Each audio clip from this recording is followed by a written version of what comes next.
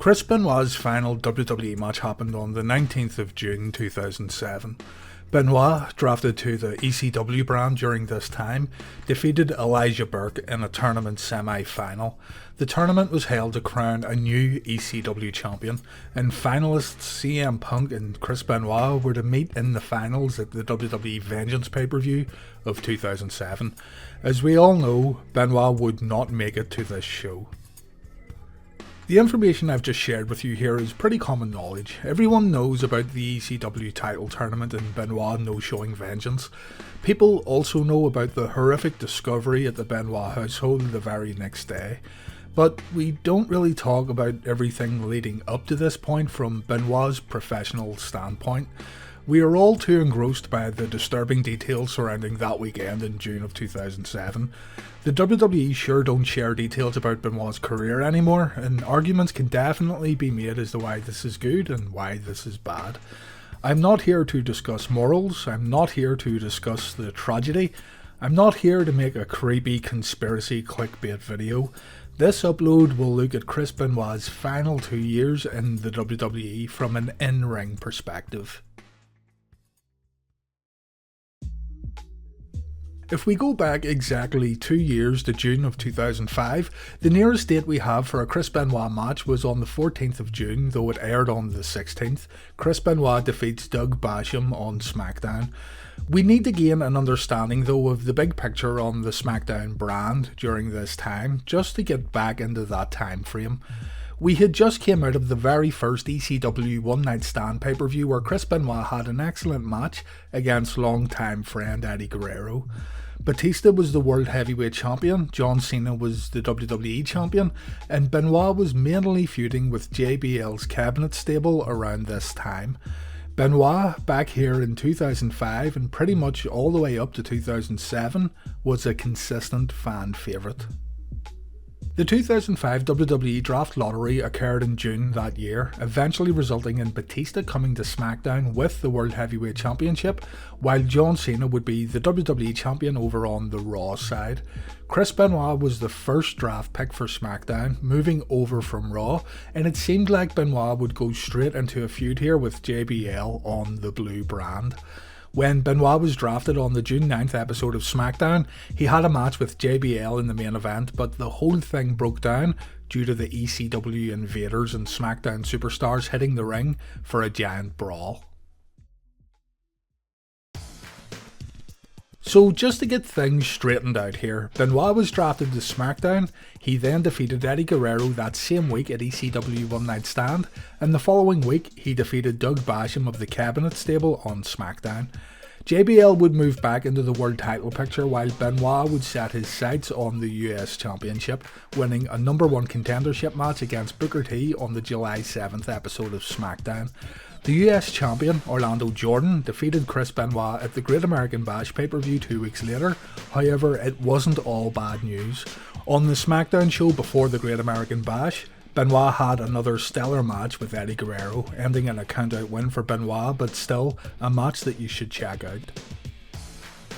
Benoit got another shot at Orlando Jordon's United States Championship at SummerSlam 2005 in a match that went on for only around 25 seconds. The crowd reaction here was fantastic for Benoit as he picked up the championship. He nailed a German suplex and went straight into the crossface. The audience loved the quick decision here.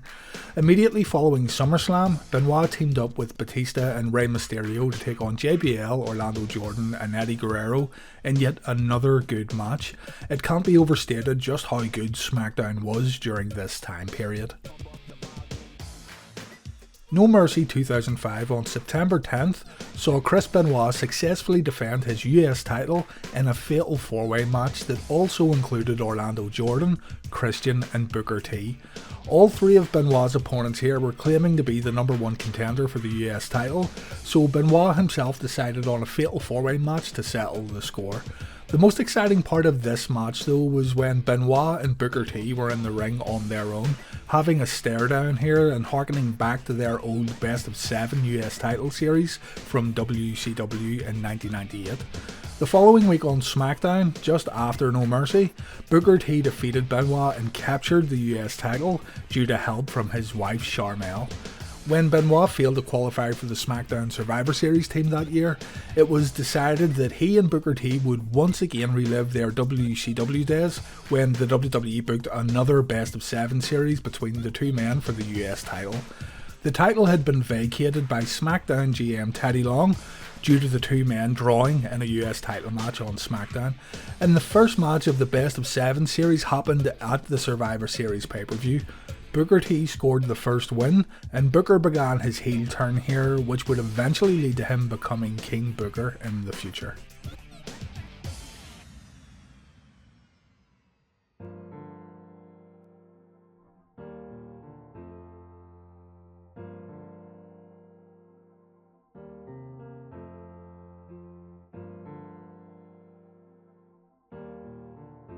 Before we continue on, it should be mentioned that Chris Benoit's friend Eddie Guerrero had passed away on November 13th, 2005, 2 weeks before this Survivor Series match here with Booker T. The WWE remembered Eddie by hosting 2 special TV shows, the first on Raw held on November 14th.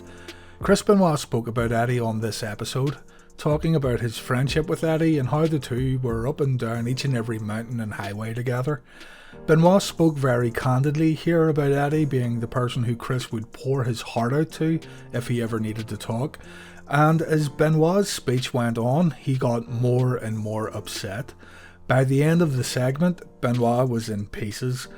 You know, it's hard to put ourselves back in this time period because of what Benoit did in the end, but at the time, this was truly heartbreaking. Benoit broke down while the cameras were rolling here. Smackdown that same week was another Eddie Guerrero tribute show, and Chris Benoit defeated Triple H in the main event, another solid match here that doesn't get talked about too often. After winning the match, Triple H embraced Benoit, and then Dean Malenko came to the ring to also remember Eddie. It's been said numerous times by Benoit's peers that Chris wasn't the same man after Eddie Guerrero passed away.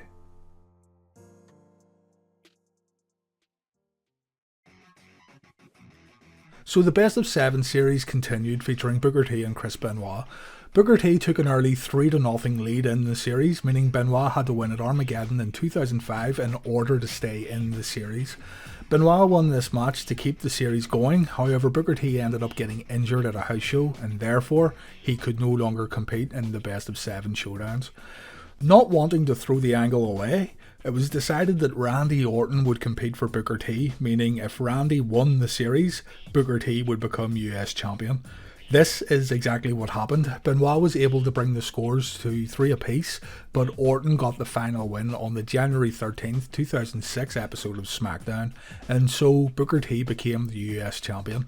At No Way Out 2006, however, Benoit was able to defeat Booker T and win the US title once again, so yeah, in comparison to the original WCW Best of 7 series, this one didn't meet expectations. Chris Benoit went into WrestleMania 22 to defend his US title against JBL. At around the 10-minute mark, JBL won the match, and I have to be honest, I didn't think too much of this match. It was very by the numbers, nothing to write home about.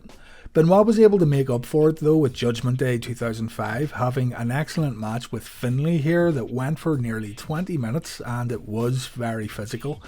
The story here was that Finlay had cheated previously on Smackdown to defeat Benoit and continue on in the King of the Ring tournament, but honestly, no story was needed for these two. Another somewhat forgotten match here, make sure to look this one up.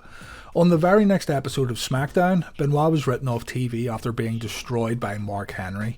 Benoit had requested time off to heal some nagging shoulder injuries, and we wouldn't see Chris again on TV for around 5 months.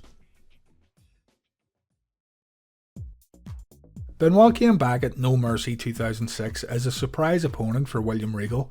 This was a fun match. Anyone in the arena who had followed Benoit's matches with William Regal in the past knew they were in for a treat, and the reaction Benoit got as he walked down the ramp was insane. Two of the best technical wrestlers ever here. The match was all about outthinking each other while laying in stiff shots at any given opportunity. It was good stuff.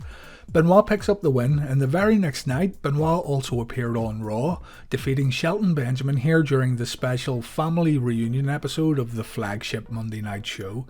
On the very next episode of Smackdown, Chris Benoit once again became the United States champion after defeating Mr. Kennedy. So a busy few weeks here for sure. It's telling also that the WWE were constantly giving Benoit the US title and keeping him out of the world title picture. Not so long before all this, Benoit was in the main events defending the world title while closing out shows, but it's apparent here that Benoit was to remain in the upper mid-card spots of the WWE at this time. Benoit would end up holding the US title this time for around 7 months. Benoit then began feuding with Chavo and Vicky Guerrero. In storyline, Benoit was upset with how Chavo and Vicky had been treating Rey Mysterio, leading to a feud here that lasted a few months. Of course, Eddie Guerrero's name was brought up numerous times during this feud, something the WWE wasn't shy about doing at all immediately following Eddie's passing. Still, Benoit defeated Chavo at the 2006 Survivor Series, defending the US title in the process, but Chavo was able to pick up a non-title victory over Benoit on the following episode of Smackdown, thanks to interference from Vicky. After more televised matches, the two met again on pay-per-view, this time at Armageddon 2006, and Chris Benoit got another win here. Beginning in 2007 then, Chris Benoit entered the Royal Rumble match at number 17, but he was eliminated by the Great Khali. From here, Benoit would go into a feud with MVP, and Benoit defeated MVP at WrestleMania 23 in what was another forgettable WrestleMania match for Chris Benoit. The MVP vs Benoit feud would carry on for months on SmackDown, leading to another victory for Benoit over MVP at Backlash 2007. However, at Judgment Day, MVP was able to beat Benoit and capture the US title in a 2 out of 3 falls match.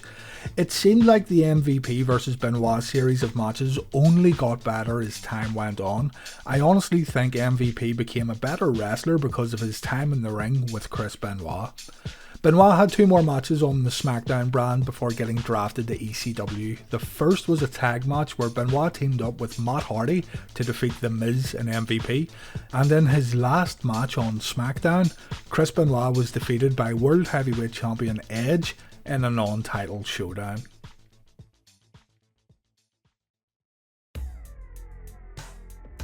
Benoit's next match was on the June 11th, 2007 episode of Raw. This was also the WWE draft show for that year, and along with this was also Vince McMahon Appreciation Night, the episode where Vince McMahon's limousine would get blown up with Vince McMahon inside it. Benoit worked against ECW champion Bobby Lashley here, with the winner earning a random draft pick for their show. Bobby Lashley pinned Benoit, and during the random draft selection, Benoit himself was selected as the newest member of the ECW roster. I'm not sure what Benoit must have thought of this. People have speculated that he must have felt this was somewhat of a demotion, and that could very well be true, but it's just speculation. The ECW brand at that time was indeed a bit of a joke, but Benoit, in the ring anyway, was always a professional. So who knows how Chris Benoit felt here. Benoit though would only have 2 televised matches on the ECW brand. The first saw him team up with CM Punk to take on Elijah Burke and Marcus Corvon, and the last ever match Chris Benoit had was the one mentioned at the top of this video, the ECW title tournament semi-final against Elijah Burke. Again, Benoit won this match and was scheduled to face CM Punk at Vengeance 2007 for the ECW title, but we all know what happened. With a lack of information regarding the tragedy at the Benoit household, the WWE aired a Chris Benoit tribute show the night after Vengeance. The show featured matches from the Chris Benoit Hard Knocks DVD, and it also included interviews from superstars regarding Chris Benoit's career and character. The Vince McMahon storyline regarding his apparent demise on TV was scrapped, and after news broke out of exactly what happened over the past weekend, the WWE distanced themselves from Chris Benoit. If you try to find the Benoit tribute show now on the WWE network, it has been replaced by a highlight show displaying some of the biggest pay-per-view matches of that year.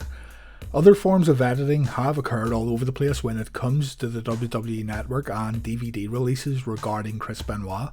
For example, on the Vengeance pay-per-view, the commentary track has been heavily edited.